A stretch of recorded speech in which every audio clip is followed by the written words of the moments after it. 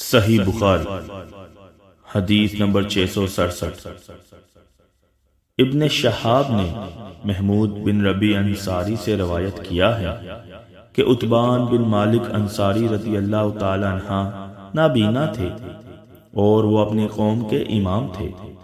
انہوں نے رسول اللہ صلی اللہ علیہ وسلم سے عرض کیا کہ یا رسول اللہ صلی اللہ علیہ وسلم، اندھیری اور سیلاب کی راتیں ہوتی ہیں اور میں اندھا ہوں، اس لیے آپ صلی اللہ علیہ وسلم میرے گھر میں کسی جگہ نماز پڑھ لیجئے تاکہ میں وہیں اپنی نماز کی جگہ بنا لوں۔ پھر رسول اللہ صلی اللہ علیہ وسلم ان کے گھر تشریف لائے اور پوچھا کہ تم کہاں نماز پڑھنا پسند کرو گے؟